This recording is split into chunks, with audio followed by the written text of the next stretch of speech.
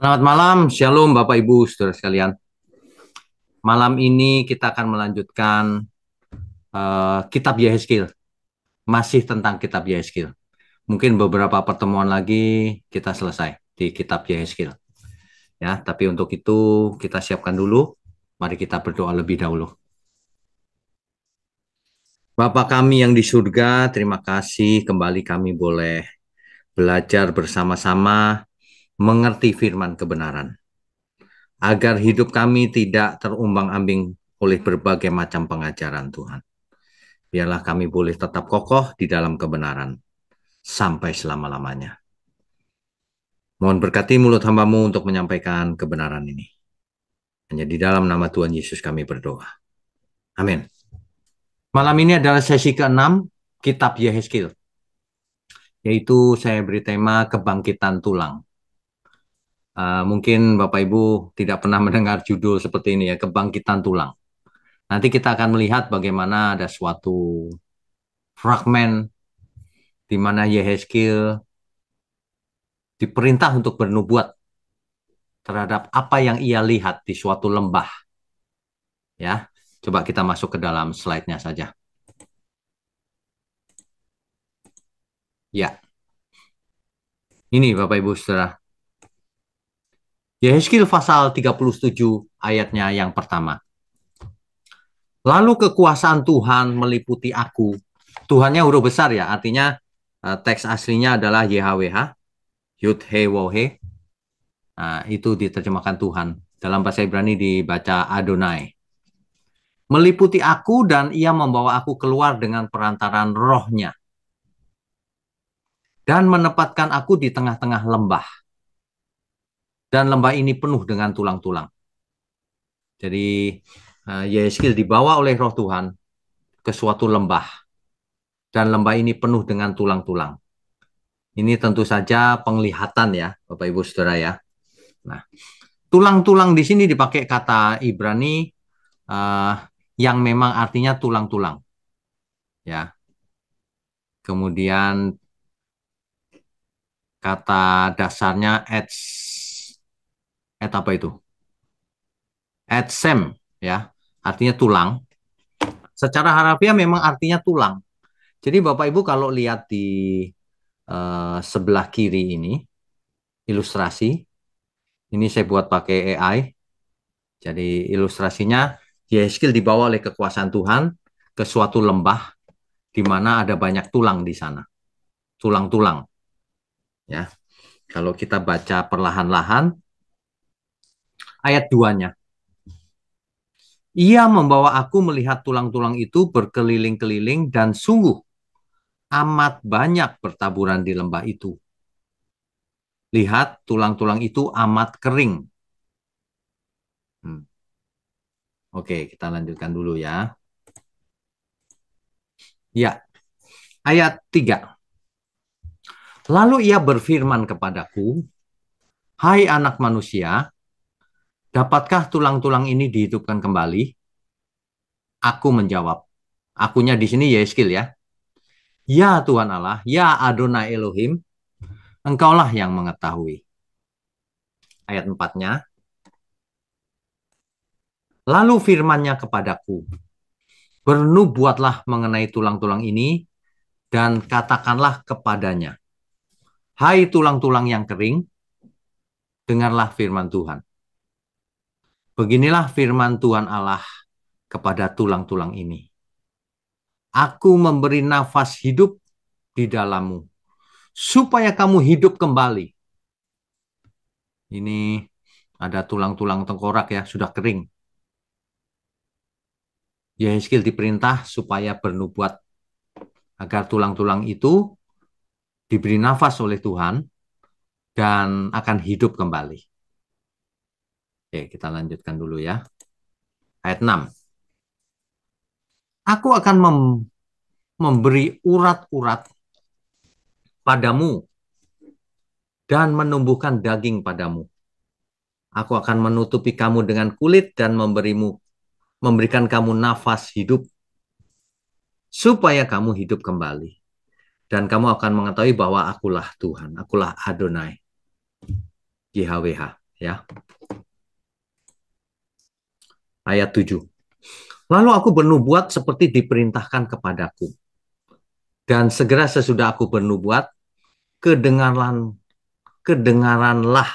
suara.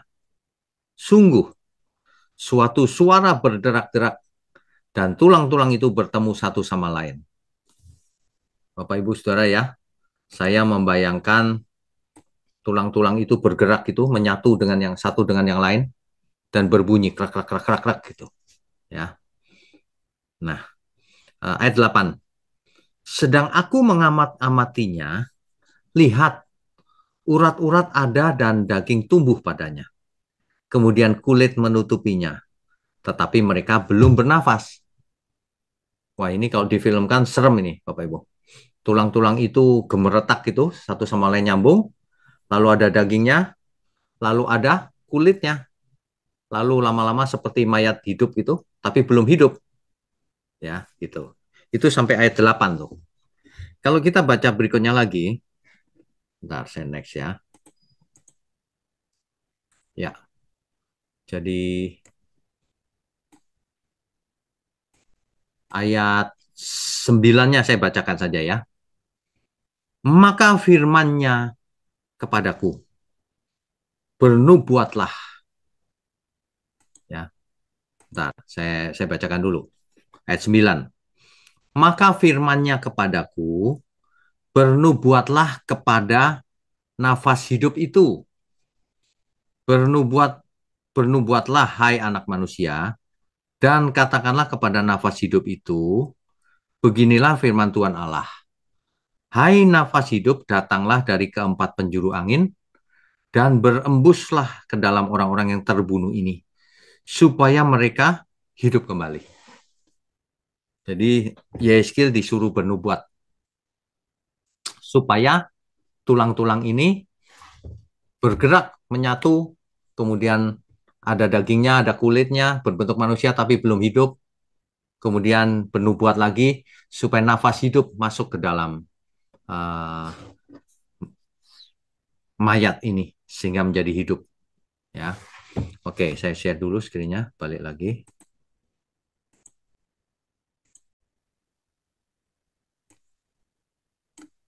Ya, ya, ini ayat 9 yang tadi kita baca, saudara. Ayat 10. Lalu aku bernubuat seperti diperintahkannya kepadaku, dan nafas hidup itu masuk di dalam mereka, sehingga mereka hidup kembali. Mereka menjejakkan kakinya suatu tentara yang sangat besar. Saudara, jadi tulang-tulang yang sangat banyak itu akhirnya hidup kembali menjadi tentara yang sangat besar. Ini mengerikan sekaligus menakjubkan ya. Ilustrasinya ada di samping kiri ini. Gambar ini saya dapat dari AI juga. Zaman sekarang enak, saudara. Kalau butuh gambar, kita buat saja sama pakai AI. Ya, dan hasilnya cukup bagus. Oke, kita lanjutkan lagi. Ayat 11, saudara. 11 sampai 14.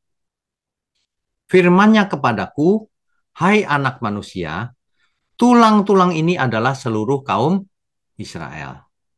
Sungguh mereka sendiri mengatakan tulang-tulang kami sudah menjadi kering dan pengharapan kami sudah lenyap, kami sudah hilang. Ini uh, oleh sebab itu bernubuatlah dan katakan kepada mereka, beginilah firman Tuhan Allah. Sungguh aku membuka kubur-kuburmu dan membangkitkan kamu. Hai umatku, dari dalamnya. Dan aku akan membawa kamu ke tanah Israel. Begitu, saudara. Ya, ayat 13-nya. Dan kamu akan mengetahui bahwa akulah Tuhan. Akulah Adonai. Pada saat aku membuka kubur-kuburmu dan membangkitkan kamu. Hai umatku dari dalamnya. Ayat 14-nya. Aku akan memberikan rohku ke dalammu. Sehingga kamu hidup kembali. Dan aku akan membiarkan kamu tinggal di tanahmu. Dan kamu akan mengetahui bahwa aku Tuhan yang mengatakannya dan membuatnya.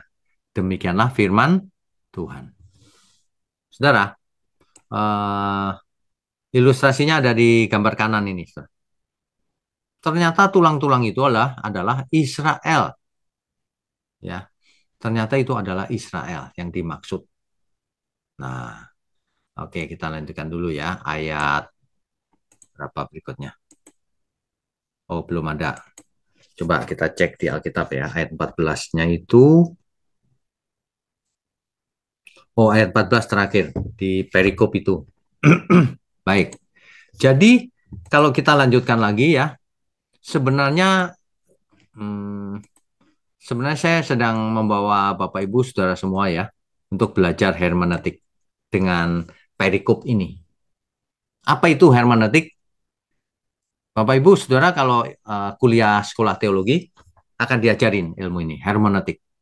Tapi Bapak Ibu ikut online Bible study saja bisa belajar, nggak masalah ya. Hermeneutik adalah ilmu tentang menafsir suatu teks. Misalnya, ada buku, ada teks, jenis sastra apa saja, sejarah apa saja.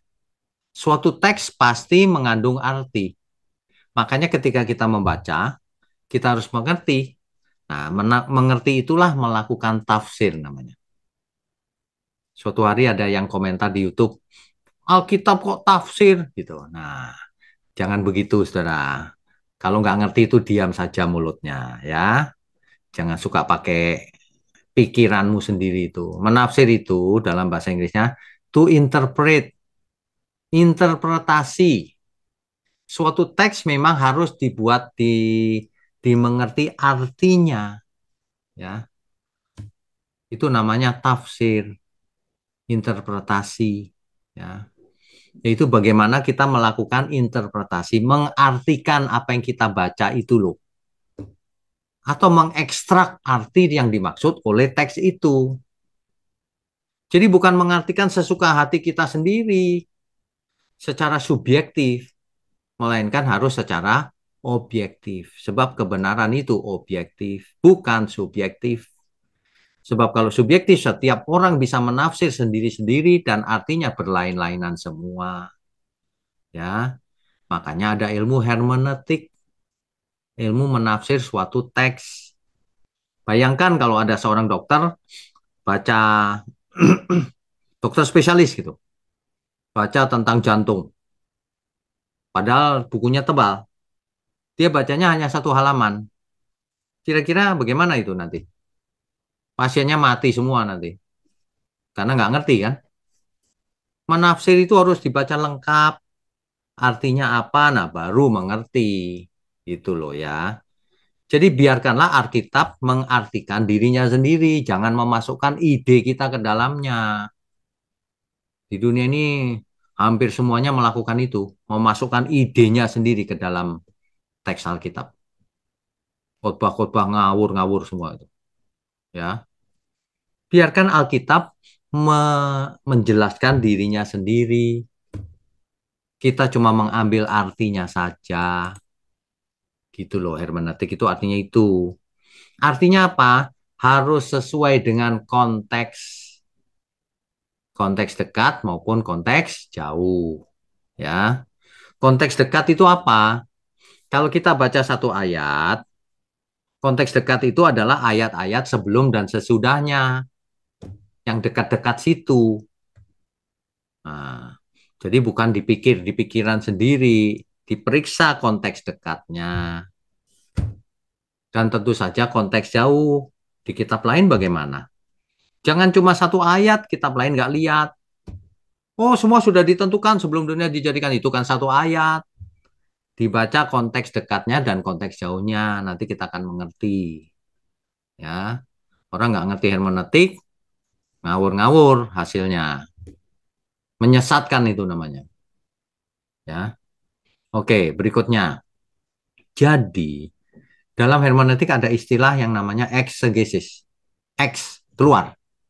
Eksegesis itu mengekstrak apa arti yang sesungguhnya sesuai apa kata Alkitab. Jadi dari Alkitab keluar artinya ke kita. Itu eksegesis namanya. Bukan eisegesis. Eisegesis itu dari pikiran kita dimasukkan ke ayat Alkitab. Itu loh. Itu. Ya, banyak sekali orang melakukan eisegesis. Meskipun sekolah teologi, meskipun doktor teologi, meskipun profesor teologi, memasukkan idenya sendiri, kacau lah artinya. Ya, seringkali begitu tuh. Itulah sebabnya istilahnya kita harus alkitabiah, bukan ayatiah, bukan berdasarkan satu dua ayat lalu disimpulkan maunya sendiri. Ya. Atau pilih-pilih ayat yang disukai saja. Tidak mau tahu ada ayat lain yang bertentangan dengan itu. Seolah-olah bertentangan. Dia pura-pura tidak tahu. Tidak jujur. Itu namanya menipu diri sendiri. Membaca Alkitab diartikan suka-suka sendiri. Ya, ini penting banget nih hermeneutik ini. Makanya ketika kita membaca Yehezkiel tadi, apa ini maksudnya? Nah, kita akan terapkan prinsip ini. Bapak Ibu seperti kuliah ini sebenarnya. Ya, jangan ikuti orang ngomong sembarangan. Diperiksa sendiri maksudnya. Bapak Ibu yang mau belajar hermeneutik, khususnya untuk orang awam, kita sudah buatkan serinya di channel GSKI Rehoboth Peak. Ya, itu seri hermeneutik. Mulai dari sesi 1, 2, 3, 4, 5, 6, mungkin ada 7 kali ya. Bapak Ibu bisa ikuti satu persatu. Nanti Bapak Ibu saudara akan seperti kuliah, mengerti dengan benar.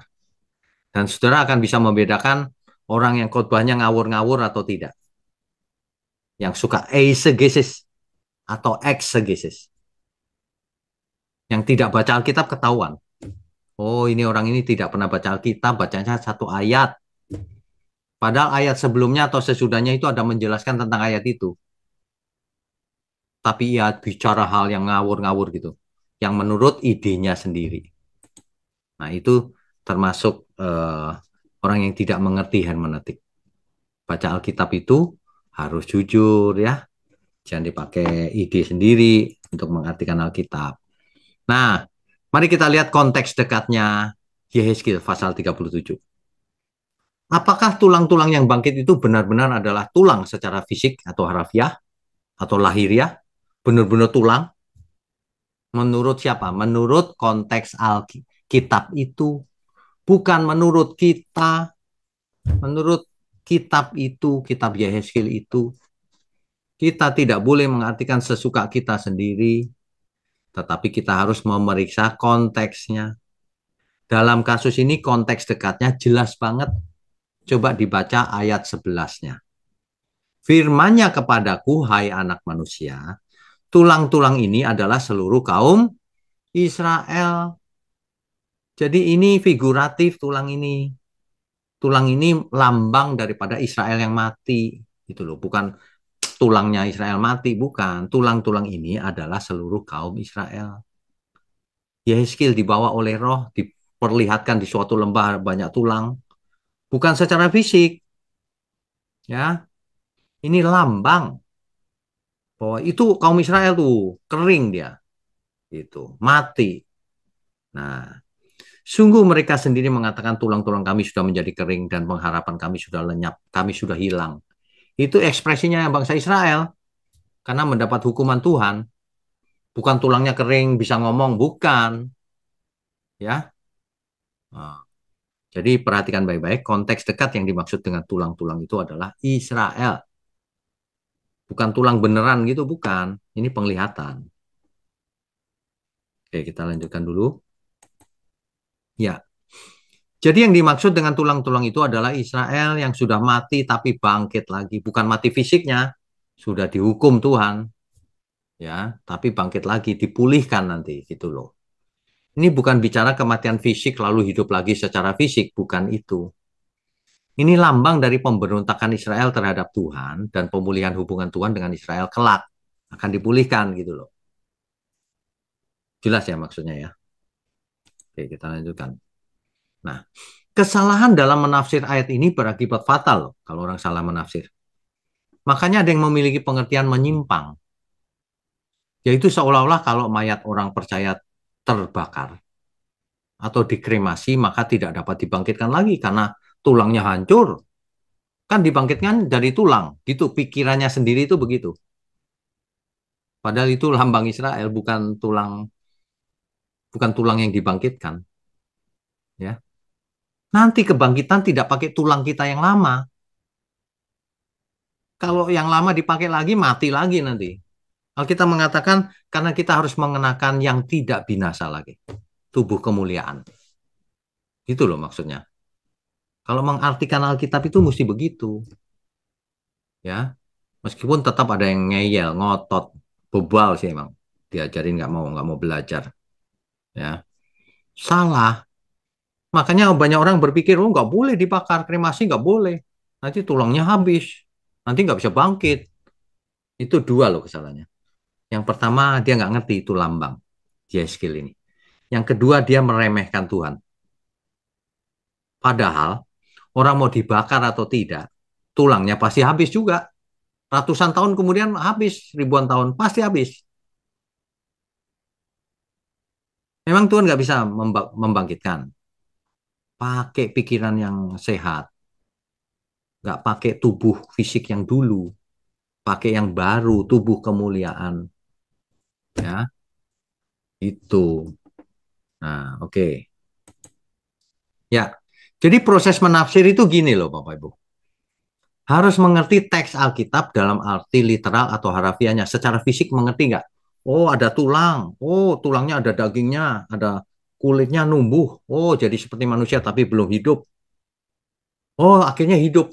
Nah, ini cerita tentang zombie yang hidup lagi atau bukan? Oh, ternyata Alkitab mengatakan yang dimaksud tulang-tulang itu adalah seluruh umat Israel. Oh, cerita tentang Israel. Gitu loh. Jadi bukan fisik. Nah, tapi langkah pertama kita harus mengerti fisiknya dulu. Ngerti nggak tulang? Kalau orang nggak ngerti tulang itu apa ya? Nah, ya percuma dilanjutkan. Harus mengerti kata per kata dulu. Makanya ada studi kata. Lihat kamus Ibrani, teks aslinya Ibrani, lihat leksikon, dan sebagainya. Ya kan? Kemudian juga dianalisa bahasanya. Ini kata kerjanya, ini kata bendanya, subjek, predikat, objeknya, supaya mengerti dengan kalimat itu, seandainya itu harafiah gitu loh. Nah, kalau sudah mengerti artinya secara harafiah, barulah diperiksa konteksnya. Apakah yang dimaksud ini benar-benar harafiah itu ataukah figuratif? Sebab setiap ayat ada apa yang tersurat, yang tertulis, dan apa yang tersirat, makna di balik yang tertulis.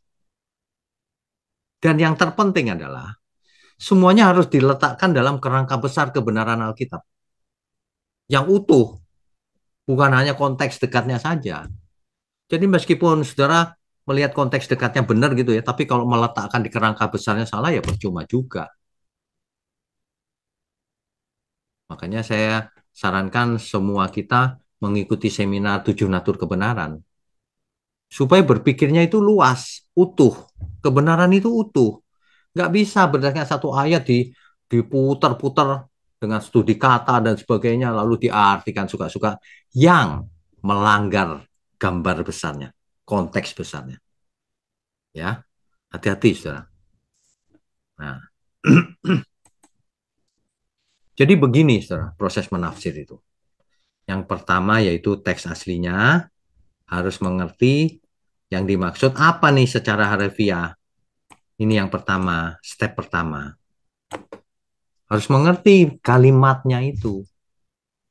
Yang kedua, barulah harus mengerti konteksnya itu apa. Ya, harafiah atau figuratif. Nah, setelah itu step yang ketiga adalah makna rohani dan aplikasinya. Jadi kalau kita tahu begitu, makna rohaninya apa? Oh, kalau yang Yeskil tadi makna rohaninya adalah Israel yang sudah memberontak, sudah hancur, dihukum, dibuang, suatu hari akan bangkit lagi sebagai bangsa. Itu maksudnya. Ada harapan di dalam Tuhan. Tuhan tidak lupa janjinya. Akan dipulihkan menjadi bangsa yang menempati tanah perjanjian. Kan begitu. Makna rohaninya apa? Tuhan sangat mengasihi umatnya. Umatnya saja yang tidak mengasihi Tuhan. Tapi Tuhan setia pada janjinya. Makna rohaninya kita selalu punya kesempatan untuk bertobat. Selama kita masih hidup. Ya, perhatikan ya Bapak Ibu Saudara ya. Pertama teks aslinya kalau dibaca kita harus mengerti maksudnya apa. Mengerti secara kalimat itu artinya apa. Mengerti. Yang kedua, konteksnya apa nih? Harfiah atau figuratif. Yang ketiga, makna dibalik itu apa? Makna rohani dan aplikasinya. Kalau Yeskil tadi, berarti orang percaya mau dibakar, mau apa, nggak masalah. Bukan itu ayatnya. Ya, orang selama ini salah mengambil ayat itu, lalu menciptakan doktrin tidak boleh dibakar, tidak boleh kremasi gitu. Padahal ayat itu bukan bicara soal itu. Begitu ya. Nah, eh, kalau salah tafsir, saudara, akibatnya fatal. Saudara lihat gambar di samping kanan ini. Saudara tahu ini gambar apa? Nggak tahu kan? Karena acak-acakan, salah tafsir. Makanya jangan salah tafsir. Kita harus belajar dengan benar, jujur, ya. Saya bisa berikan contoh-contoh lagi. Sebentar lagi ada contoh satu lagi deh. Nah, ini dia. Ini Rabu depan kita akan lanjutkan dengan Gog and Magog. Banyak sekali tafsir tentang ini. Nanti kita akan lihat ya. Nah, saudara, saya akan berikan satu contoh lagi konteks dekat, konteks jauh. Ya, coba kita baca. Biar saudara itu ya, meskipun nggak sekolah teologi, tapi lebih benar daripada orang yang sekolah teologi. Banyak orang sekolah cuma sekolah doang tapi nggak ngerti juga. Coba kita lihat. Contohnya kita baca ayat 1 Petrus 2 ayat 24. Ini salah satu contoh saja. Nah, kalau ada siapapun yang ternyata salah, ya jangan tersinggung ya. Ini kan tidak menyinggung siapa-siapa. Ini cuma saya mengajar hermeneutik untuk awam, untuk siapapun. Saya bacakan ya. Ia sendiri telah memikul dosa kita di dalam tubuhnya di kayu salib. Ia di situ siapa? Tuhan Yesus. Memikul dosa kita di dalam tubuhnya di kayu salib. Supaya kita di situ siapa? Banyak orang jawab, kita mah orang percaya. Itu kan maunya. Nanti kita periksa konteks dekatnya dulu. Yang dimaksud ayat ini dengan kita itu siapa? Coba perhatikan baik-baik itu. Supaya kita, yang telah mati terhadap dosa, hidup untuk kebenaran. Jadi kitanya itu siapa? Kitanya itu adalah orang-orang yang telah mati terhadap dosa dan hidup untuk kebenaran. Maaf ya, jadi saudara meskipun mengaku beriman, tapi masih hidup dalam dosa dan tidak hidup untuk kebenaran, ayat ini tidak untuk kau. Jangan GR. Ayat yang dimaksud kita ini adalah orang yang sudah mati terhadap dosa dan hidup untuk kebenaran. Nah, ya, barulah kalimat berikutnya oleh bilur-bilur yang kamu sudah sembuh. Jadi orang yang sudah sembuh adalah orang yang mati terhadap dosa dan hidup untuk kebenaran. Gitu loh cara baca itu. Banyak orang baca ayat ini nggak dibaca depannya. Langsung aja, oleh bilur-bilurnya kamu sudah sembuh. Bikin KKR.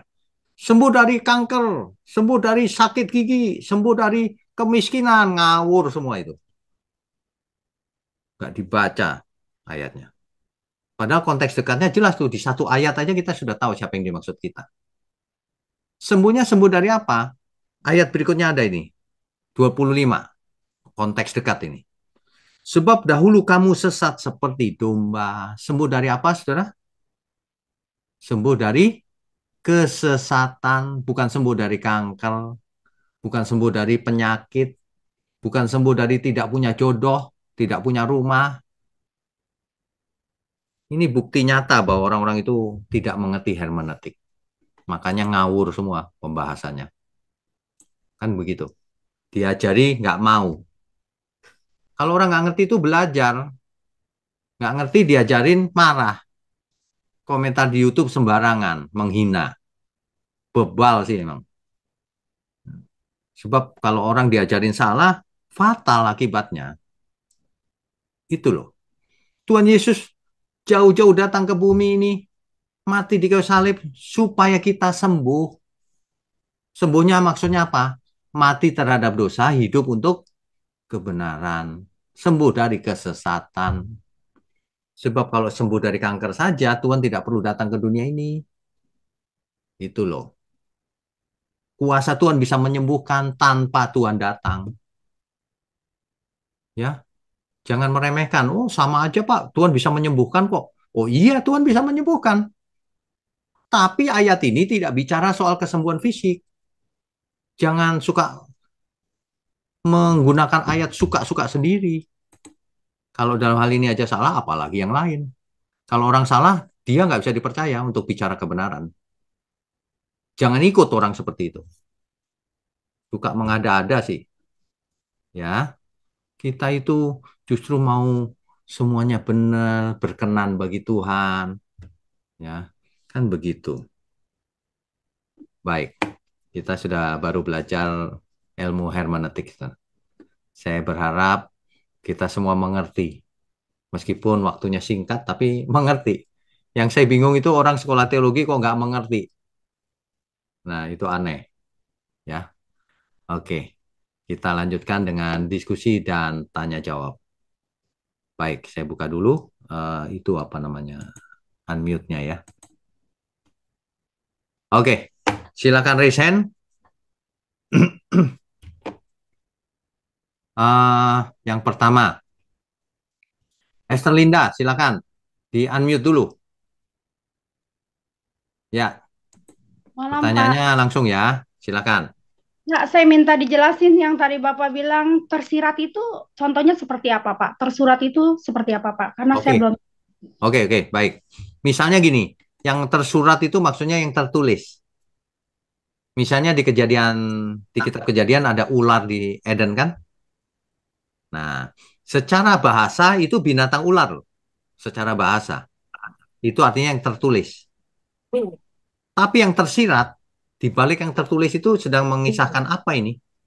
Ular beneran atau ada pribadi lain? Ternyata ular itu melambangkan si iblis atau setan. Nah, itu makna di balik apa yang tersurat. Itu tersirat namanya. Jelas nggak, Bu Esther Linda? Satu lagi, Pak. Ya, Ini mungkin dari luar konteks. Boleh nggak saya tanya, Pak? Soal kebangkitan ada hubungannya sama ini. ya silakan. Jadi gini, Pak. Ini pertanyaan juga dari teman-teman saya yang tanya bilang gini. Saya mau nanya sama kamu kan, Esther, saya mau tanya. Manusia itu kan terdiri dari tiga, tubuh, jiwa, dan roh. Iya, saya bilang. Nah, kalau tubuh, jiwa, dan roh, kalau misalnya tubuhnya mati karena dosa, dan mereka bingung kenapa jiwa dan rohnya itu, yang saya bilang kan satu paket, Bapak bilang ya. Ya, Nah, kenapa jiwa dan rohnya itu, rohnya kan milik Tuhan ya, Pak ya, yang diinginkan dengan cemburu ya. ya. Nah, kenapa rohnya yang harus menanggung kesalahan gitu loh, Pak, yang menerima hukuman, padahal kan tubuhnya yang melakukan dosa. Nah, itu saya belum berani jawab tuh, Pak. Gimana tuh, Pak? Jelasin Oke, nih. begini. Hmm. Ingat prinsipnya yang pertama, jangan pakai pikiran sendiri. Lihatlah Alkitab. Kalau tubuh kita ini pasti mati kita semua, mau orang percaya maupun enggak, tetap mati kan? Masuk ke kubur, lalu habis lenyap menjadi debu tanah. Kalau itu semua orang, lalu apa yang dihukum? Apa yang dibawa ke surga? Jiwa dan roh orang percaya diberi tubuh kemuliaan, dibangkitkan, dibawa ke surga. Orang fasik, jiwa dan rohnya diberi tubuh yang baru juga, tapi untuk ditinggal di bumi yang jadi lautan api. Gitu. Jadi jangan cerita yang lain. Gitu. Iya, saya bilang sama mereka, tetap waktu di Alkitab berkata kan orang kaya itu merasakan kesakitan. Saya kasih Ya, umpama itu ya, orang kaya ya, itu kepanasan. Nah, ya, kepanasan itu artinya dia kan menderita. Nah, ya. mereka ini kan bilang nih Pak, Ya tapi kan namanya udah mati kan nggak ada rasa rasa apa-apa. Biasanya kan begitu. Nah, ini dia. Yang nggak Nah, berasa itu tubuhnya, tubuh fisiknya jadi tanah, nggak ada lagi, nggak berasa. Tapi jiwa dan rohnya berasa. Nah, kasih tahu, makanya jangan pikir pakai pikiran sendiri. Jiwa dan roh itu berasa. Kenapa ada, kenapa ada suara roh-roh jahat yang nangis? Ayo, nggak berasa? Berasa. Ayo. Makanya jangan ini, jangan sok tahu jadi manusia itu. Ada orang-orang dan itu yang ngomong begini, Bu Linda. Ah, nanti mati nggak berasa ini gitu. betul Iya, betul. kamu sok tahu, ternyata berasa gimana? Bukan tubuhnya loh ya, kalau tubuh memang nggak berasa udah mati. Jiwa Ya. dan roh ternyata, waduh, dibawa setan, roh-roh jahat gimana? Tapi lagi Pak, saya ingat nih Pak, waktu saya mikirin masalah itu Pak, saya menunggu sampai hari Rabu nih, saya mau bertanya. Ya, Sebelumnya Pak, saya dikasih mimpi sama Tuhan. ya. Nah, itu saya dulu nggak pernah dulu waktu saya belum bertobat, waktu dalam kesesatan, saya sering mimpi mimpi menakutkan gitu ya. Hmm, Saya dalam mimpi saya itu saya pernah mimpi tidak pernah ketemu satupun manusia dan itu saya melihat ada angin badai itu betapa takutnya itu ya Pak ya.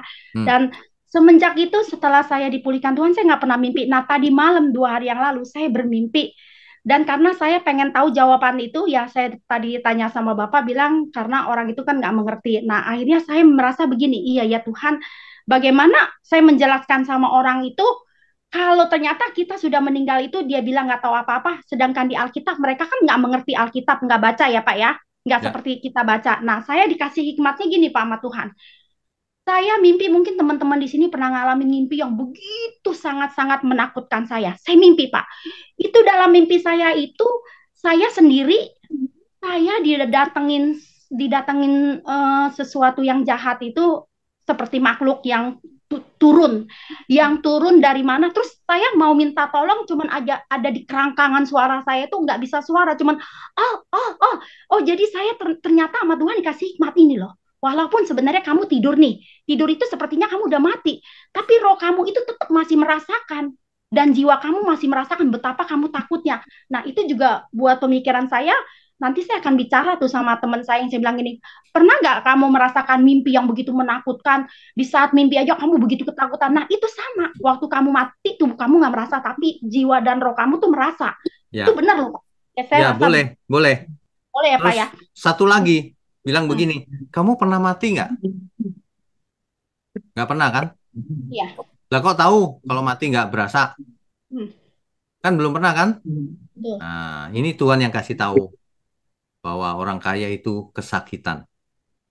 Meskipun belum tidak punya tubuh udah, tapi kesakitan. Gitu aja.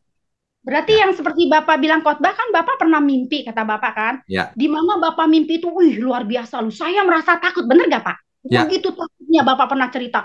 Saya ya. nggak pernah sampai begitu takutnya sampai sedihnya gitu yang Bapak bilang Hmm, ya. Nah hmm. itu saya membayangkan seperti itu yang namanya kita udah mati, walaupun tubuh kita nggak tahu apa-apa, tapi roh dan jiwa kita tuh merasakan gitu loh Pak. Ya, Takut gitu. betul, Ya betul. itu. Ya supaya teman-teman tahu di sini ternyata Ya, bener jiwa dan roh kita tetap merasakan takut dan ngeri gitu. ya, Ya, betul. udah itu Pak. Makasih banyak. Oke, ya, Ya. Tuhan berkati. Berkati Pak. Amin. Berikutnya Pak Payaman, silakan Pak. Ya, Shalom, selamat malam, Pak. Shalom. Ya, selamat malam. Kalau tadi dilambangkan tulang-tulang itu bangsa Israel. Ya, Nah, kemudian tadi Bapak katakan bahwa tulang-tulang itu dipersatukan kembali, berarti dihidupkan kembali. ya, Dipulihkan. Apakah pemahaman itu dipulihkan dalam arti kembalinya orang Israel dari pembuangan Babel, atau kembalinya orang-orang Israel yang diaspora terus tahun 1946 sehingga mendeklarasikan kemerdekaannya, atau kelak memenangkan peperangan dengan lawan-lawannya antara contoh Palestina sehingga benar-benar Israel utuh, negara yang tidak diganggu gugat. Makasih Pak. oke, baik. Jadi kita harus kembali ke konteks kitab Yehezkiel ini, Pak. Yehezkiel ini ketika itu di pembuangan kan, Pak, di Babel. Ya, Nah, artinya nanti kembali ke Babel. Kan Yerusalem hancur, Pak. Negara Israel sudah nggak ada tuh, udah semua dijajah kan. ya. Nah, artinya nanti akan dipulihkan itu kembali ke Israel, Israel bersatu lagi, nggak ada utara, nggak ada selatan, sehingga menjadi hidup lagi bangsa itu, gitu. Jadi jangan terlalu jauh nariknya sampai zaman sekarang, nggak. Itu aja dulu, gitu. Yang dimaksud Nabi Yeskiel itu. Tapi dalam kenyataannya kan akhirnya kan Israel Utara dengan Selatan kan tidak bersatu lagi kan, karena Utara nggak tahu lagi ujungnya bagaimana kan Pak? Bagaimana itu Pak? Betul. Tapi pada faktanya nanti tidak ada dua kerajaan lagi, Pak. Cuma satu, Oh, gitu. oh, Jadi nggak dibagi lagi utara selatan, tapi jadi satu. iya, Ya, iya. Oke Pak, satu lagi Pak ya. ya silakan.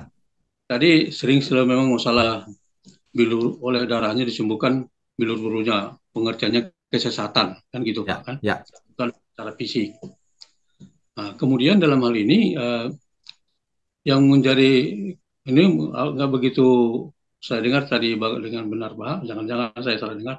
Apakah memang ada bahwa itu eh, disembuhkan dari kesesatan?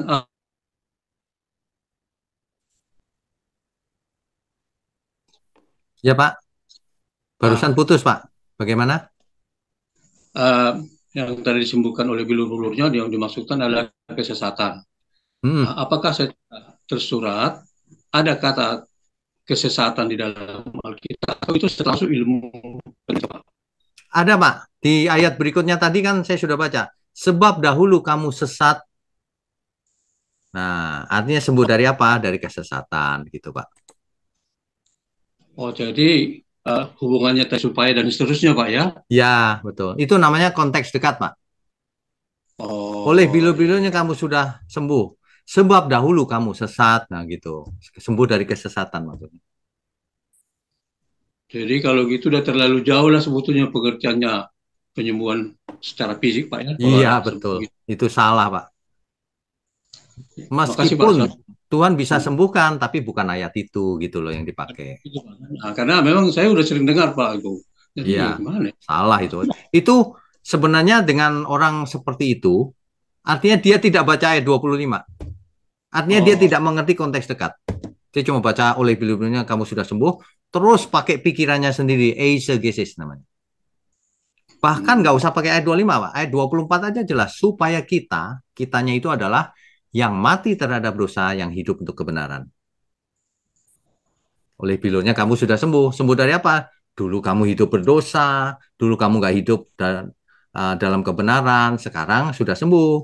Makanya mati terhadap dosa dan hidup untuk kebenaran. Gitu, Pak. Kalau mau satu ayat aja tetap dapat kebenarannya. Oh, ya.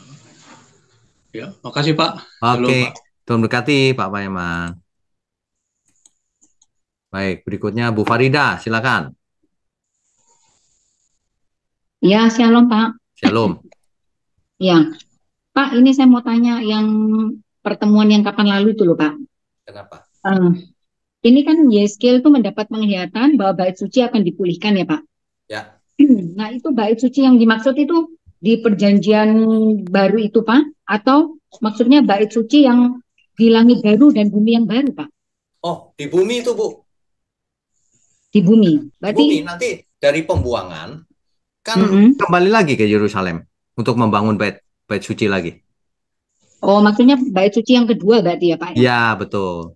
Yang kedua. Oh, oke, oke. Ini Ya. saya mau tanya satu lagi ya Pak, boleh? Oke. Itu Ya.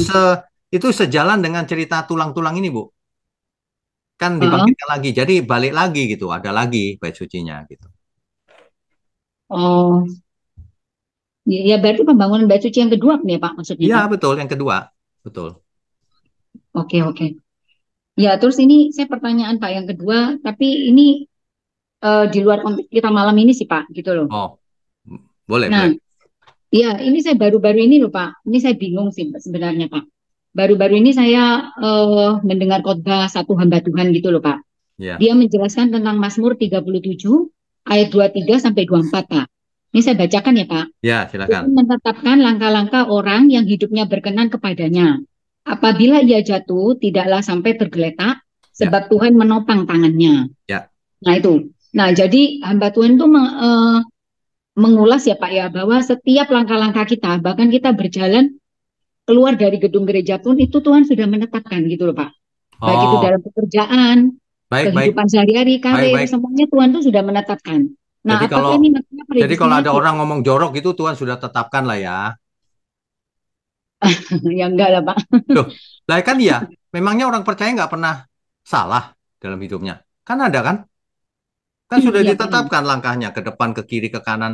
Nah, kalau gitu, waktu melangkah ke tempat yang nggak benar, Tuhan yang tetapkan juga dong. Apa Tuhan lagi Nah, absen? itu. Apa Tuhan lagi Ya, sibuk? makanya saya bingung, Pak. Jadi hamba Tuhan tuh menekankan Mazmur ini seperti Salah, Bu. seakan-akan itu predestinasi itu, Pak, gitu loh. Salah.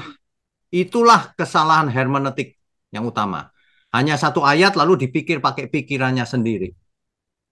Padahal satu ayat itu harus dilihat gambar besarnya. Apa benar Tuhan seperti itu? Gitu loh.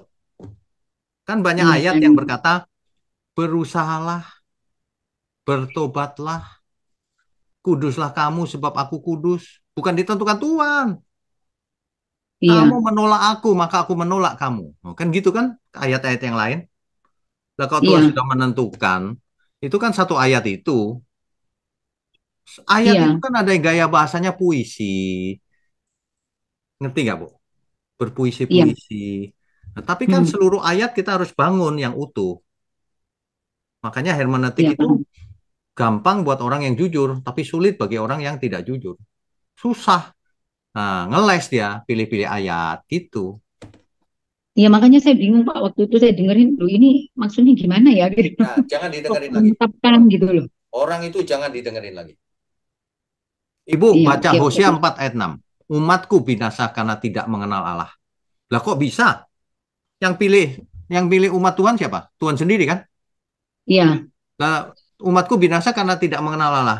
Lah Tuhan yang milih kok malah nggak ngerti tentang Allah. Tuhannya nggak bener nih. Pilih orang yang salah.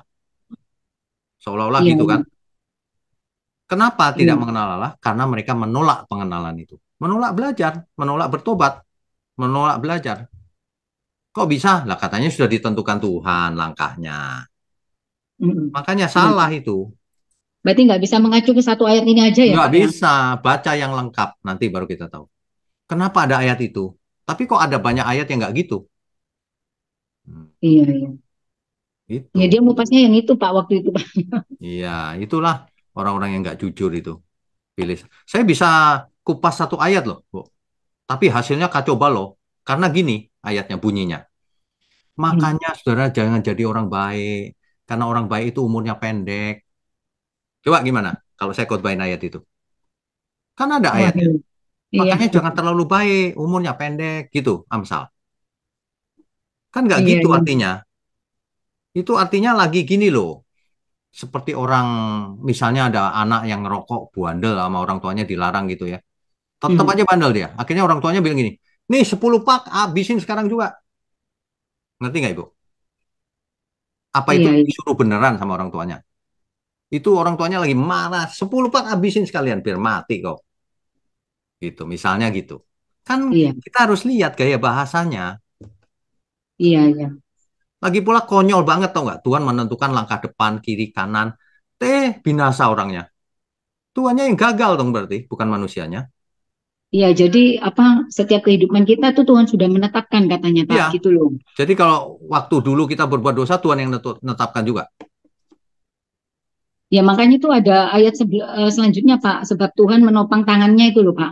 Betul, Tuhan menopang tangannya, Tuhan menopang kita. Tapi bukan Tuhan yang menggerakkan tangan kita. Iya, iya. Kalau saya nampar orang gitu, Tuhan yang menggerakkan tangan saya. Enggak. Lah iya, Iya, Pak, makanya saya bingung kapan lalu tuh. Ini maksudnya apa? kebenaran sesuai dengan fakta. Perhatikan baik-baik. Itu natur yang pertama kebenaran. Iya, iya, Ya, Pak. Oke. oke. Terima kasih, Pak, Oke, pencerahannya, Pak. Tuhan berkati. Ya, Tuhan berkati, Pak. Berikutnya Rebecca, silakan. Pak, saya mau tanya, Pak. Sebentar Rebecca, kamu dari mana ya? Lupa saya. Saya di saya dari Sumba, Sumba Sumba ya? Timur. Oh ya, oke. Jauh juga ya. Ya, silakan. Saya mau tanya, kalau kan kita hidupnya sudah kayak dibeli Tuhan tuh. Ya, Nah, terus kita boleh nggak sih punya rencana untuk masa depan? Kita harus punya rencana. Jangan tidak pernah punya rencana. Nggak punya rencana itu artinya gini. Terserahlah angin bertiup kemana, saya mau ikut dia. Lu kok ikut angin? Kita harus punya rencana. Rencana kita harus seturut kehendak Tuhan. Menyenangkan Tuhan. Nggak boleh punya rencana sendiri. Nggak melibatkan Tuhan. Nggak boleh. Kita mesti punya rencana untuk memuliakan Tuhan. Kamu ingat itu. Segala sesuatu lakukan untuk Tuhan. Ya, ya. Terus saya mau tanya, anak Allah itu kan saya dengar banyak sekali kayak pendeta-pendeta bilang kayak, oh kamu anak Allah ya, kamu anak Allah. Jadi kalau kan saya keluarga Kristen, habis itu ada beberapa orang tua saya itu Kristen toh. Ya. Mereka jadi pendeta, habis itu mereka sering bilang kamu anak Tuhan, kamu anak Tuhan. Habis itu saya mau tanya, kalau tapi mereka omong ke orang yang mereka kan bilang itu kamu anak Tuhan. Habis itu orang yang mereka bilang anak Tuhan itu buat salah. Mereka tetap anak Tuhan tidak?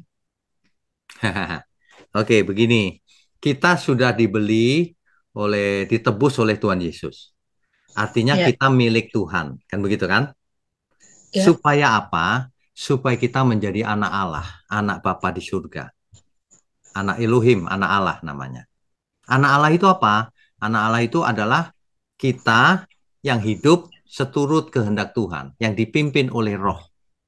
Nah, apakah kita sudah sempurna? Belum. Kita sedang belajar. Nah, begitu ceritanya. Jadi kita kalau sedang kita belajar. Statusnya sudah anak Allah, tapi sedang belajar supaya berkenan. Gitu. Oh iya, iya. Ya. Habis itu pertanyaan terakhir. Ya. Kalau kita punya kayak teman gitu, saya punya teman di sekolah, habis itu maksudnya misalnya kita punya teman, habis itu teman kita tuh kayak debat gitu, maksudnya teman kita kayak agama lain, habis itu Ya, ajak dia debat. tanya ya sama kita Ya. boleh debat nggak? Bukan debat, jelaskan saja maksudnya apa. Misalnya gini, orang Kristen tuh punya Allah 3 ya? Jelaskan, bukan, kamu salah mengerti. Allah kita cuma satu, Allah Bapa itu, Allah itu Esa. Tapi Esa pula pengantarannya, yaitu Tuhan Yesus Kristus, anaknya yang tunggal. Ya. Nah, sekarang kita ada Roh Kudus dalam diri kita. Udah gitu doang. Jadi bukan Allahnya 3, bukan. Ada 3 pribadi dong. Iya, memang. Memang kenapa? Salah. Itu kan menurutmu salah. Menurut Alkitab benar. Karena kita pegangannya Alkitab. Gitu. Jawabnya begitu. Ya. Terus saya mau tanya Pak, kan di Alkitab itu Tuhan Yesus habis mati dia bangkit tuh hari ketiga. Habis itu pas dia bangkit itu dia kayak muncul-muncul di orang punya mata itu nah. Ya. Terus dia kayak ke rumahnya, kan muridnya ada berkumpul, habis itu dia ke rumahnya murid itu. Ya. Habis itu dia makan ikan ya. Ya. Berarti kalau dia makan ikan berarti dia itu sedang di dalam keadaan fisik ya, bukan kayak rohani. Memang fisik. Loh, kamu mesti mengerti. Yang namanya bangkit itu apa sih? Yang bangkit itu artinya hidup lagi. Dengan tubuh, jiwa, dan roh. Tubuhnya baru. Gitu loh maksudnya. Terus pas dia kayak berkumpul gitu sama 11 orang, habis itu dia omong, kamu sebarkan Injil ke orang yang kayak ke makhluk yang bernafas gitu, ke seluruh penjuru dunia. Dia terbang, dia melayang gitu. Ya. Ya, dia melayang gitu pakai tubuhnya dia. Berarti surga itu kayak fisik gitu ya? Nah, langit dan bumi yang Tuhan ciptakan mula-mula fisik bukan? Fisik? Nah, iya yang kita sekarang ini hidup kan? Nah, ya. Terus surga itu apa? Langit yang baru, bumi yang baru kan? Makanya istilahnya tetap langit yang baru, bumi yang baru. Nanti ada bumi yang baru ya. Kita hidup di sana secara fisik. Tapi tidak bisa mati selama-lamanya. Hidupnya kekal dengan tubuh yang kekal gitu loh. Banyak orang tidak mengerti. Orang berpikir bangkit itu rohnya yang bangkit. Kalau rohnya yang bangkit nggak usah tunggu Yesus datang kembali. Orang mati kan rohnya masih hidup. Tetap ada rohnya. Mengerti nggak? Tuhan Yesus datang kembali, dibangkitkan itu artinya apa? Dikasih tubuh kan? Tubuh fisik, mana ada tubuh roh. Jangan ngarang-ngarang istilah lagi. Buktinya apa? Buktinya Tuhan bangkit fisik, makan ikan fisik. Tapi fisiknya tidak sama dengan tubuh yang sekarang. Kalau yang sekarang bisa mati, yang nanti nggak bisa mati. Hidup kekal. Gitu. Terima kasih, Pak. Oke, Don Kati. Rebecca ini luar biasa loh pertanyaan-pertanyaannya. Oke, berikutnya Bu Mariana, silakan Bu. Ya Pak, saya mau nanya yang pelajaran minggu lalu ya Pak. Oh boleh. Apa sih bedanya setan, iblis, sama roh jahat ya? Karena saya pernah dengar dari seorang hamba Tuhan kalau setan itu yang si Lucifer, kalau iblis itu roh yang orang mati tapi yang tidak selamat. Itu benar nggak ya Pak? Salah. Dihapus dulu Bu dari memori. Ya Pak. Gimana benernya ya Pak? Ya, jadi makhluk surgawi itu yang sering disebut orang Lucifer itu memberontak di surga. Maka dihukum, dibuang di bumi. Ya. Di bumi disebut iblis atau setan. Itu sama iblis sama setan itu. Oh, jadi pribadi yang sama ya Pak ya? Sama. Di dalam bahasa Ibrani ada Satan. Di dalam bahasa Yunani ada Satanas. Ada Diabolos. Itu sama. Tunggal Bu, satu. Oh satu Pak. Satu. Setan itu satu. Nggak banyak. Nah, terus pengikut-pengikutnya itu Pak? Nah, nanti dulu. Setan itu atau iblis itu cuma satu. Ya Lucifer itu. Nah, terus ditulis di kitab Wahyu, naga tua itu menyeret sepertiga bintang di langit. Menyeret, membawa sepertiga malaikat di surga. Nah, sepertiga malaikat itulah di bumi dikutuk menjadi roh-roh jahat. Dalam teks hasil kitab dipakai daimonion. Daimonion itu jamak Bu, daimonion. Nah, itulah roh-roh jahat. Jadi nggak ada setan-setan itu gitu. Itu terjemahnya kurang tepat. Mestinya roh-roh jahat itu. Iya. Terus kalau orang mati yang tidak selamat, yang itu gimana Pak? Itu disebut apa Pak? Kalau seseorang fasik itu mati, maka rohnya keluar dari tubuh juga kan, sama dengan orang percaya. Tapi ia langsung menuju ke alam maut, seperti dikisahkan Tuhan Yesus itu, orang kaya itu. Ke alam maut yang disebut Hades di Perjanjian Baru. Karena itu bahasa Yunani. Kalau di Perjanjian Lama disebut Sheol. Itu bahasa Ibrani. Itu dunia apa? Dunia roh, karena masih roh kan? Iya Pak. Di sana tempatnya, ya. Nanti ketika Tuhan Yesus datang kembali, kebangkitan untuk semua orang, baik orang benar maupun orang fasik. Nah, orang fasik ini yang ada di Hades ini diberi tubuh yang baru, tapi untuk mengalami kematian kedua, yaitu lautan api, yang sering disebut Gehenna, yang kita terjemahkan menjadi neraka. Gitu. Dan mereka tetap disebut roh jahat gitu Pak? Atau tidak? Duh, bukan, ini orang fasik. Iya, yang orang fasik itu. Orang fasik bukan roh jahat. Oh iya. Roh jahat itu yang jatuh dari surga. Oh ya, tetap tetap berbentuk roh tapi tidak dibilang roh jahat, jahat gitu ya. Ya, roh orang mati lah. Oh iya. Oke. Ya. Iya Pak, itu aja. Oke. Makasih ya Pak ya. Tuhan berkati juga. Berikutnya Pak Ari, silakan Pak Ari.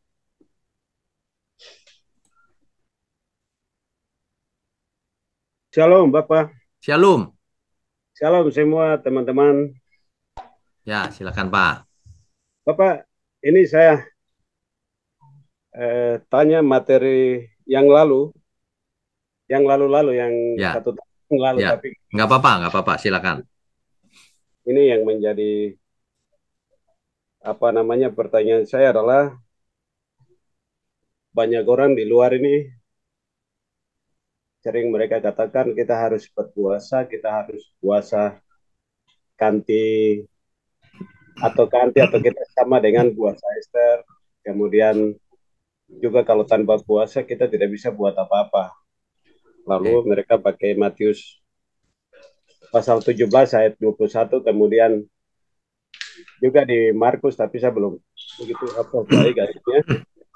Apa mohon pencerahannya, karena saya lihat di sini kan di Matius 21 ini kan garis turun.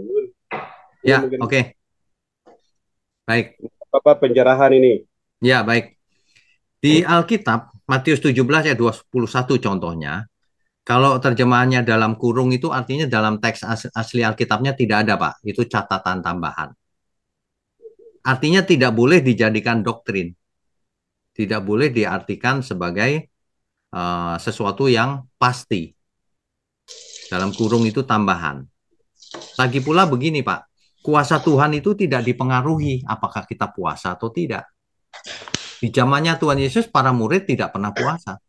Tapi mengusir setan, tapi berbuat mujizat. Kuasa Tuhan itu tidak tergantung kita puasa atau tidak, Pak. Tidak penting puasa itu. Yang penting itu kita harus puasa dosa selama-lamanya. Bukan puasa makanan saja. Puasa makanan nggak ada gunanya. Kecuali untuk melatih menahan hawa nafsu makan. Kuasa Tuhan mengalir lewat hidup kita kalau kita hidup kudus. Bukan kalau puasa, bukan. Gitu. Jadi itu pengajaran itu bahaya itu. Kalau nggak puasa nanti kuasa Tuhan nggak ada. Wah, itu bahaya itu. Seolah-olah Tuhan tidak bisa mengalihkan kuasanya ke kita kalau kita tidak puasa. Salah itu. Begitu, Pak. Lalu Bapak, bayangkan, Pak, begini, bayangkan. Kalau kita sedang pergi ke mana gitu, ketemu orang yang sedang kerasukan. Terus kita pas tidak puasa. Masa kita tidak bisa mengusir? Salah itu ajaran itu. Kita tanpa puasa pun bisa mengusir setan. Karena roh Allah ada dalam diri kita. Roh Kudus. Bukan kalau puasa baru Roh Kudusnya masuk. Kalau nggak puasa keluar lagi. Bukan begitu. Begitu, Pak. Ya, Bapak. Terus ada yang katakan kita harus sama dengan puasa Ester dulu. Kira-kira ini bagaimana, Bapak? Sementara Bapak mengajarkan yang lama dan sudah dibatalkan. Ada yang ya. Tidak ada, Pak, keharusan untuk puasa itu. Tidak ada. Kenapa? Yang harus adalah kita harus hidup kudus. Puasa boleh? Boleh. Untuk latihan jasmani boleh. Tapi tidak harus. Tapi kalau puasa dosa, harus selamanya. Gitu, Pak. Buat apa kita puasa, habis puasa selesai buat dosa? Ngomong kotor lagi. Salah itu ajaran itu. Kita harus puasa dosa selama-lamanya. Tidak berbuat dosa selama-lamanya, maksudnya itu. Siap, Bapak. Jadi puasa Ester itu tidak berlaku di kita di Perjanjian Baru, ya, Bapak? Tidak. Kita harus puasa dosa, bukan puasa Ester. Boleh nggak tapi melakukan puasa Ester? Ya boleh saja, Pak. Kan ulang latihan kan boleh saja. Gitu ya. Siap. Oke. Ya, baik. Baik, Bapak. Terima kasih masih banyak, tapi karena teman-teman antri jadi nanti. Oh, satu lagi boleh, Pak? Satu lagi, silakan. Nanti aja, Bapak. Oh, nanti aja. Oke. Tuhan berkati. Tuhan berkati. Shalom, Bapak. Shalom. Ibu Meme, silakan. Shalom, Pak Wino. Shalom. Ya, terima kasih, agak Pak. kenceng, Bu, suaranya kecil. Oh ya, Pak. Ya. Shalom, Pak Wino. Selamat Shalom. malam. Ya. Terima kasih, Pak, untuk kebenaran yang Bapak sampaikan malam ini. Selamat malam, Bapak, Ibu semua. Saya mau simpulkan dulu ya, Pak, tentang ini yang dapat kita pelajari dari Yeskiel.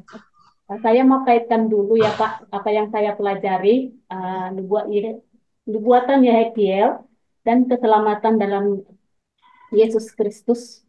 Kalau ada salah, Bapak perbaiki ya, Pak ya. Boleh, silakan. Lepas nanti saya jelaskan ini sedikit. Saya ada pertanyaan satu saja, Pak.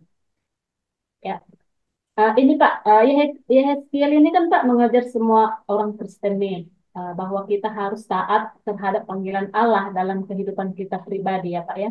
Ya. Allah menyuruh Yeskiel meratap dengan sedih dan hatinya yang hancur terhadap hukum yang akan datang. Yang melalui kitab yang dramatis ini, Pak. Yeskiel juga menyampaikan pelajaran yang sama. Hari penghakiman sedang datang. Hari itu pasti terjadi juga. Sesuai firman Tuhan yang berdaulat. Kita juga harus menghimbau sesama kita dan membagikan kabar baik tentang keselamatan dalam Yesus Kristus ya, Pak. Ya. Ada kaitannya juga ya kan Pak sama itu Yesus Kristus. Ah, tentu ada. Jadi Pak, maksud saya penghakiman. ya, jadi sebenarnya Israel ini menjadi contoh bagi kita semua. Kalau melanggar akan dapat hukuman gitu loh. Jadi kita hidup di zaman sekarang perjanjian baru, kita lihat contoh jangan seperti Israel zaman itu gitu. Maksudnya begitu. Kalau kita zaman sekarang, apa kita bisa mendoakan bangsa Israel ya Pak ya? Kita bisa mendoakan semua bangsa, tidak hanya Israel. Ya Pak, saya bertanya dulu ya Pak. Ini agak Ya, apa sih? ya, ya, Kan tadi kan ini tentang kebangkitan itu Pak Israel Yeskiel 37 itu Pak ya, tentang tulang-tulang kering. ya, Nah, dalam pertanyaan saya Pak, nah, kan ada tuh cerita ya tentang tulang-tulang orang mati nih Pak. Ini ya, maksud saya secara fisik ya Pak ya. ya, Seperti mayat dalam kuburan. Mereka itu kalau adat kami ya Pak orang Batak, kadang-kadang itu mayat yang sudah Pak dari kuburan itu. Terus tulang-tulangnya diangkat dari kuburan. Uh, uh, itu untuk ritual kah atau adat entah apa lah itu Pak gitu ya Pak. ya. Saya mau tanya Pak, apa itu melanggar hukuman Allah juga ya Pak ya? Baik, baik. Sebenarnya asal kita tidak menyembah yang lain, meninggikan yang lain, itu tidak masalah. Asal Tuhan tidak eh, itu tidak dipandang jahat oleh Tuhan. Nah, yang jadi masalah adalah apakah Tuhan suka kita melakukan itu. Nah, itu harus jadi pertimbangan nomor satu. Kalau kita melakukan itu, apakah Tuhan suka? Yang kedua, apakah itu berpengaruh terhadap kerohanian kita atau tidak? Nah, makanya kalau sudah jadi Kristen, itu tradisi-tradisi yang tidak sesuai dengan Kristen, mestinya ya, ini mestinya idealnya tidak dilakukan lagi.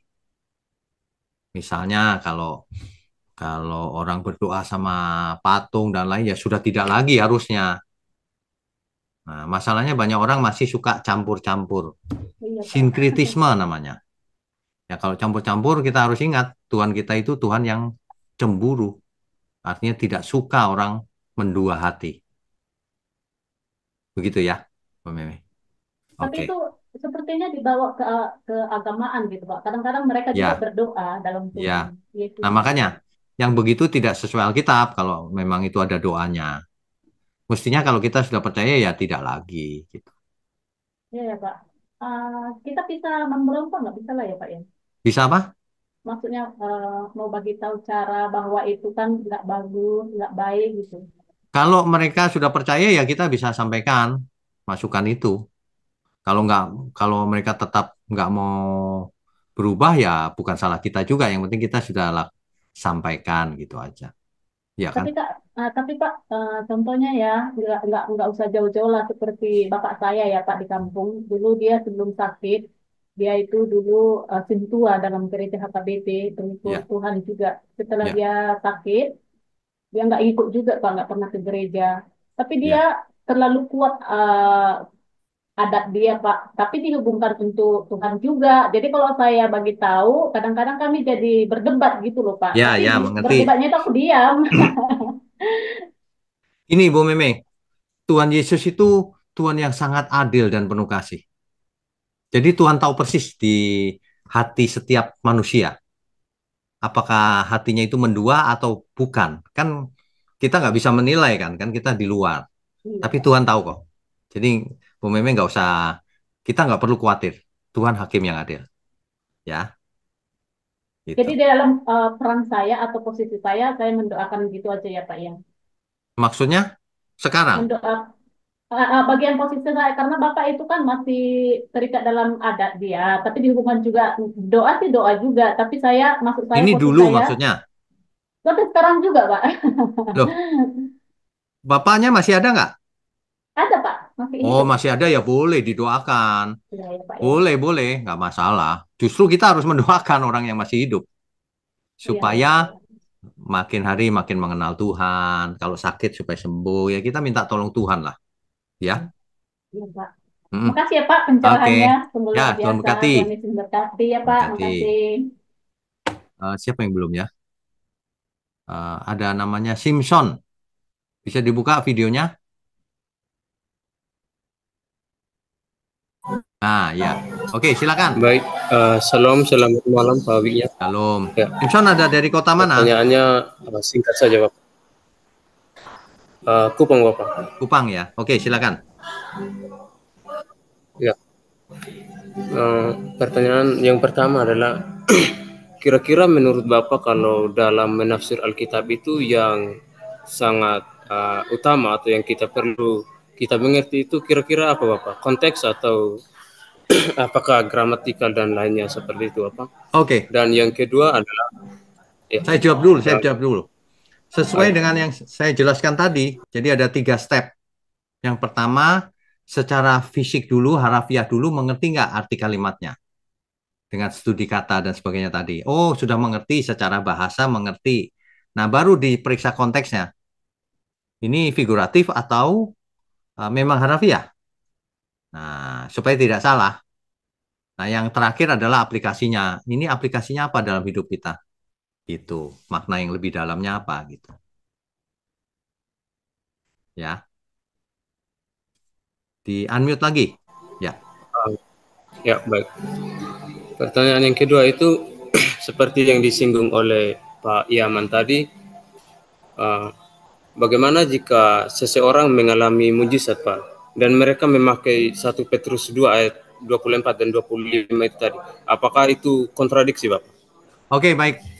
Jadi begini, kalau ada orang memakai ayat itu, tapi sembuh juga, ya itu tidak masalah sembuhnya, karena Tuhan bisa menyembuhkan ya. Tanpa ayat itu juga Tuhan bisa sembuhkan. Tapi orang yang pakai ayat itu berarti dia tidak mengerti ayat itu artinya apa. Ngerti nggak maksudnya? Kalau kita mau benar ayat itu artinya sembuh dari kesesatan. Nah, kalau dalam kesembuhan terjadi kesembuhan, ya Tuhan kasihan sama yang datang, yang sakit itu. Padahal ayatnya salah, gitu loh. Nah, sebagai kita, kalau kita mengerti ya jangan pakai ayat itu. Mau menyembuhkan ya nggak usah pakai ayat itu. Sembuh dalam nama Yesus, sembuh ya sembuh. Begitu. Malah pakai ayat itu malah ketahuan bahwa orang itu tidak mengerti Alkitab. Gitu. Jelas? Salam Bapak, jelas. Masih ada satu Bapak. Boleh, silakan. Ya. Mungkin tidak sesuai dengan materi hari ini, tapi ini menurut saya penting Bapak untuk saya mengerti terkait dengan kata Lucifer yang kalau kita lihat dalam Alkitab itu tidak ada atau Bapak. Betul. Kecuali ya di Vulgata begitu dan lainnya. Pertanyaannya? Ya, pertanyaannya apakah kata Lucifer ini selalu merujuk atau berkaitan dengan setan saja Bapak atau bagaimana? Karena pandangan orang pada umumnya ketika mendengar kata Lucifer itu sudah berarti setan, kira-kira begitu. Ya, baik. Jadi ini kan asal mulanya di kitab Yesaya nih. Helel ben Sakar, bintang timur putra fajar. Diterjemahkan dalam Vulgata bahasa Latin menjadi Lucifer. Kan gitu kan? Nah, jadi sebenarnya kata Lucifer sendiri tidak pantas dipakai oleh setan karena artinya pembawa cahaya. Tapi karena seluruh dunia sudah salah kaprah memanggil setan itu Lucifer, ya udahlah nggak apa-apa. Yang penting kita tahu kalau orang bicara Lucifer, oh artinya si setan itu gitu. Tetapi ada tetapinya lagi. Di kitab Wahyu Tuhan Yesus berkata, "Akulah bintang timur yang gilang gemilang." Nah itu kalau diterjemahkan bahasa Latin bagaimana? Akulah Lucifer yang gilang gemilang. Yang benar, pembawa cahaya yang benar itu Tuhan, bukan si setan itu. Gitu. Nah, makanya kita tidak boleh kepada saudara kita Katolik yang di internet kan ada tuh, oh Lucifer, bukan menyembah setan itu, bukan. Tuhan Yesus yang dimaksud.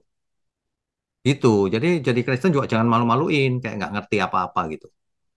Lihat konteksnya. Ya, tapi kita juga nggak usah ikut-ikutan Lucifer itu Tuhan Yesus, ya jangan. Itu. Nah, karena orang salah ngerti kan, tadi pikir kita ngawur juga gitu. Padahal enggak. Akulah bintang timur yang gilang gemilang di kitab Wahyu. Begitu, Simpson. Jelas ya? Baik, terima kasih Bapak. Oke, Tuhan berkati. Berikutnya Pak Hendrikus ya. Pak Hendrikus silakan. Bisa buka videonya nggak? Ya, salam pemaaf, saya nggak buka videonya soalnya Nggak lagi apa-apa, ada ini. nggak apa-apa, silakan. Ini Pak, memang luar dari pembahasan kita yang mau saya tanyakan tadi, yang mau saya tanyakan ini, tapi berkaitan karena kita malam ini kan belajar hermeneutik atau cara menginterpretasi, ya kan? Ya. Nah, jadi yang mau saya tanyakan ayat yang di dalam 2 Korintus 11 ayat 8 ini, Pak. Di sini kan dikatakan bahwa jemaat-jemaat lain telah kurampok dengan menerima tunjangan dari mereka supaya aku dapat melayani kamu. Ini banyak sekali orang-orang yang liar sih menurut saya, bukan orang-orang Kristen, orang-orang yang di luar menafsirkan Alkitab ini. Dia mengatakan bahwa Paulus itu adalah seorang perampok, Pak. Perampok jemaat katanya. Ya, bagaimana Pak cara kita melihat dalam ayat ini, Pak? Ya, silakan minta pencerahannya, Pak. Oke, terima kasih Pak ya. Ini harus dibaca konteksnya, tidak boleh satu ayat, ya. Harus konteksnya apa, kan begitu. Jadi kalau kita baca konteksnya, kita akan tahu kebenarannya. Kalau satu ayat, masa perampok? Ya nggak mungkin dong, ya kan?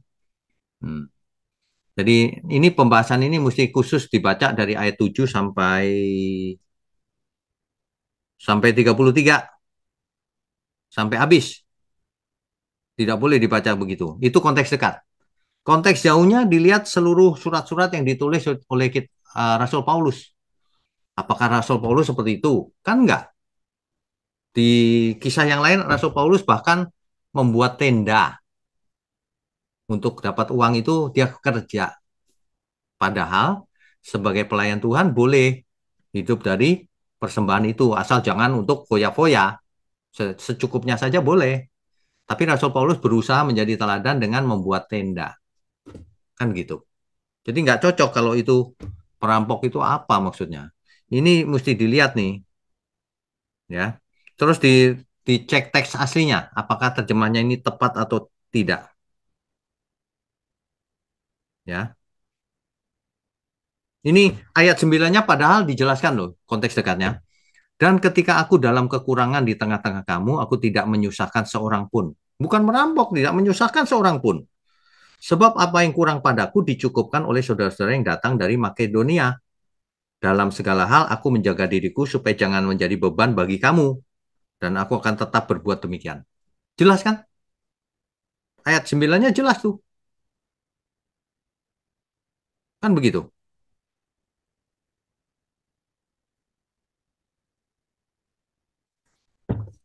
Oke, tadi siapa ya? Oh. Oke, terima kasih Pak ya penjelasannya. Ya. Oke, ya, Tuhan berkati. Berikutnya Ibu Erika, silakan Bu.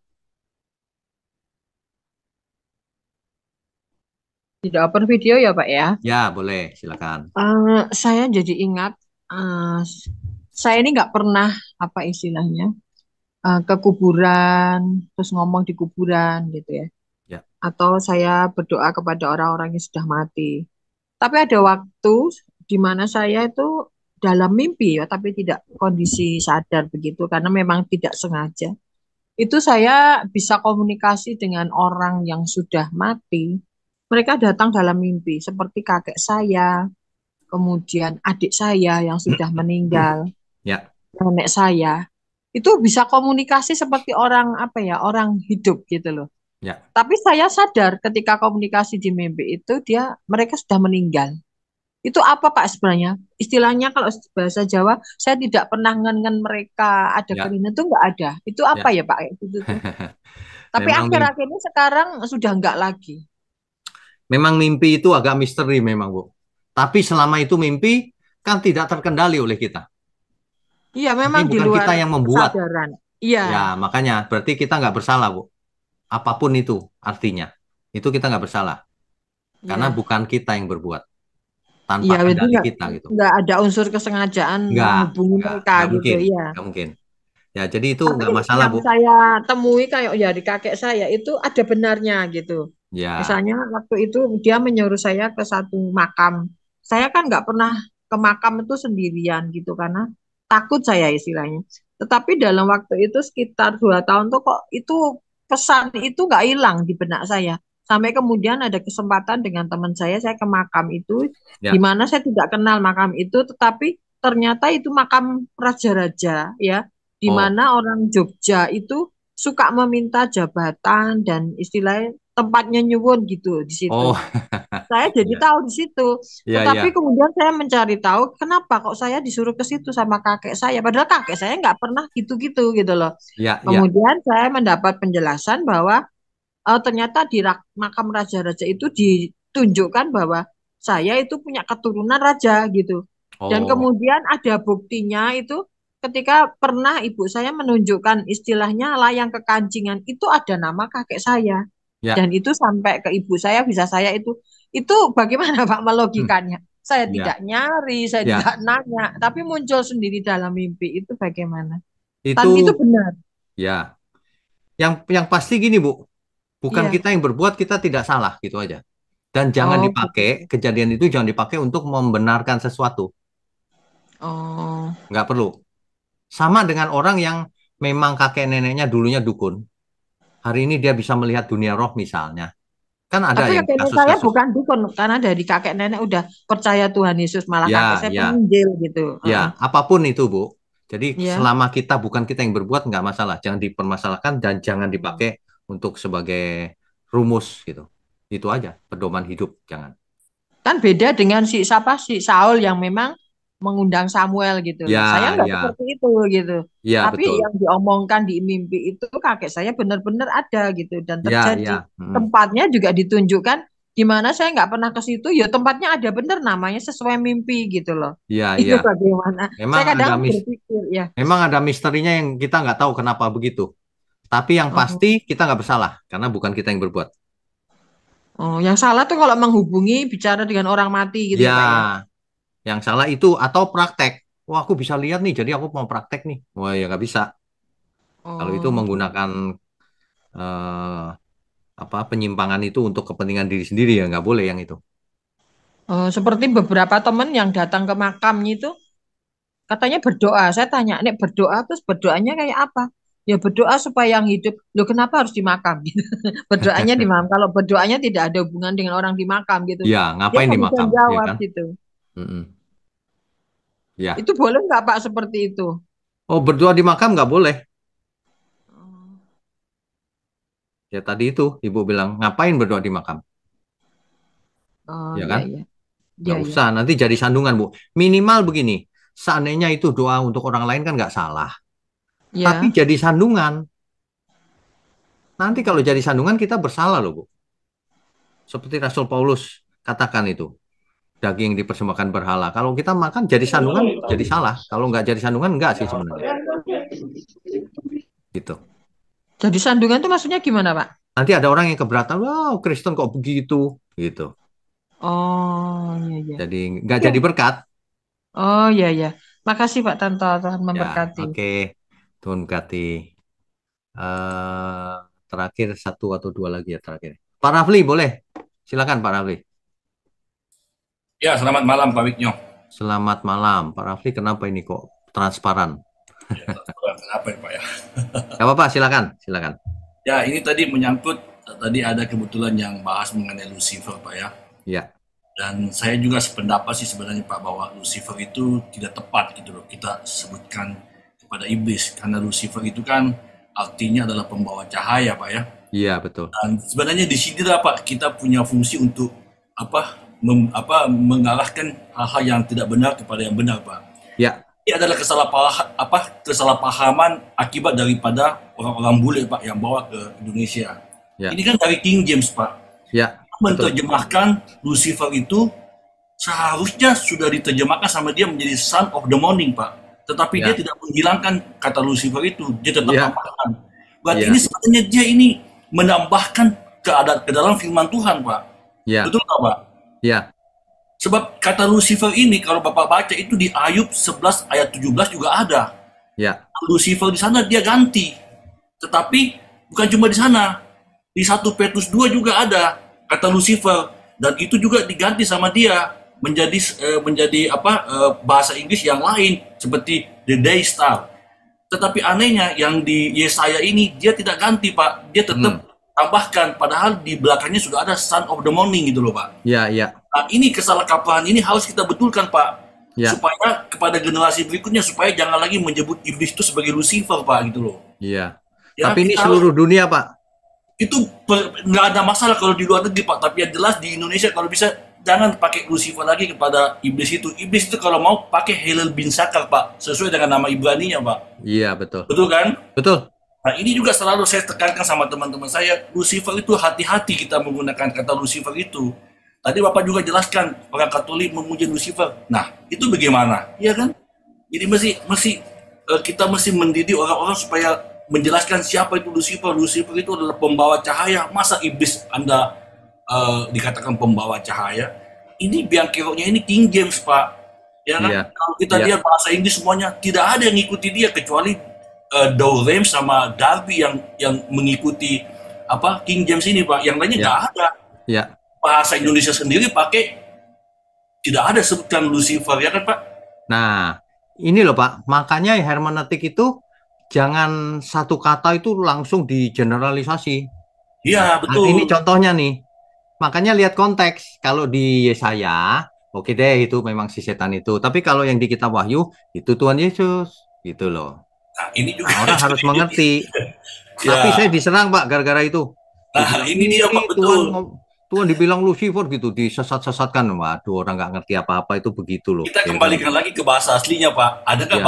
bahasa aslinya Lucifer? Nggak ada. Nggak ada. Adanya Helel bin Sakar.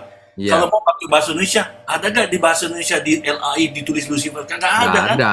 Ini cuma akibat dari King James saja punya terjemahan yang betul, nggak konsisten kalau menurut saya Pak. Iya, betul Pak, betul. Itu saja Pak. Ya itu aja Pak yang ingin saya Oke, klarifikasi supaya Tuhan ke berkati. depan itu, ya. Tuhan berkati. Wah, udah lewat jamnya. Minta maaf ya, tadi masih ada satu ya. Pak Wigno, saya mau tanya juga. Sudah Pak, waktunya habis. Sorry. Nanti Rabu depan aja ya. Iya, sikat aja saya nanya. Ini dengan siapa? Pak Edi. Oh, Pak Edi. Ya udah Ya. cepet aja Pak, cepet aja. Sikat aja. Ya, ya. Saya sangat kagum ya firman Tuhan ini. Ini di awal ini kebangkitan Israel itu kebangkit ya. Ya. Ya, sudah jelas ini. Di ayat 1. Ya, itu ya. Yeskel itu pribadi, seorang pribadi ya. Ya. Dibawa roh. Berarti Ya. Roh Kudus ya. Rohnya Ya, Roh akhirnya Kudus. udah besar ya. Diakhiri di ayat 14 terakhir. Ya. Itu berarti Israel itu buat dosa dia bangkit. Dipulihkan Jadi- maksudnya Pak, bangkit itu. Ah? Bangkit Ya, itu maksudnya dipulihkan. dipulihkan. Ya. Ya, dipulihkan oleh roh. Roh juga, Roh Kudus itu huruf besar kan. Iya, ya. Roh Allah, Jadi Roh Kudus. sangat penting sekali. Berarti kita nih perlu pimpinan Roh Kudus. Ya pasti harus. Penting ya. Ya. Saya pengalaman hidup ini ya di dalam Tuhan juga. Itu saya lihat ini kebangkitan Israel sudah jelas itu. Diawali perikopnya ya. Ya. Akhiri ayat 14. Ya, Dia betul. bangkit. Betul. Ya, Betul. dipimpin oleh Roh. Mm-mm. Dia belajar juga ikut Ya. pribadi skill kan. Ya makanya umat perjanjian baru juga sama. Hidup harus Ya. dipimpin oleh Roh supaya Ya. jadi anak Allah. Ya. Itu aja. Oke, terima kasih masukannya. Ya, terima kasih, puji Tuhan. Baik, puji Tuhan. Saya terima kasih pembelajaran ini jelas. Ya, oke. Saya amat-amat ya. Senang sekali ya bisa belajar sama-sama. Ya. Oke, kita sudahi malam ini ya. Mari kita berdoa yuk. Kita tundukkan kepala. Terima kasih Bapak. Bapa di surga, terima kasih untuk malam yang indah ini. Kami sudah belajar banyak dari pemaparan maupun dari tanya jawab ini Tuhan. Terima kasih. Engkau mohon berkati juga tangan-tangan yang mendukung pekerjaanmu ini. Terima kasih, hanya dalam nama Tuhan Yesus kami berdoa dan mengucap syukur. Haleluya. Amin. Saudara sekalian, bicara soal kebenaran, setiap orang merasa benar. Makanya semua kecap dinomor satukan. Ada orang yang mengatakan saya paling benar, ini paling benar, itu paling benar. Mana sebenarnya yang paling benar? Oleh sebab itu, hadiri seminar 7 natur kebenaran dan aplikasinya. Seminar ini wajib dihadiri oleh para teolog, apologet, pengkhotbah, bahkan oleh para jemaat sendiri, agar kita bisa membedakan manakah yang benar, manakah yang salah. Inilah alat uji kebenaran yang sangat objektif dan alkitabiah. Pastikan saudara ikut dan ajak seluruh saudara dan sahabat-sahabat. Bapak-bapak dan ibu-ibu yang terkasih dimanapun berada, yuk kita belajar pelajaran Alkitab bersama secara online setiap hari Rabu jam 7 malam bersama Pendeta Bapak Wignio Tanto secara online, bisa melalui Zoom. Tetapi kita harus mendaftarkan dulu ke nomor berikut ini. Selamat bergabung dan Tuhan Yesus memberkati.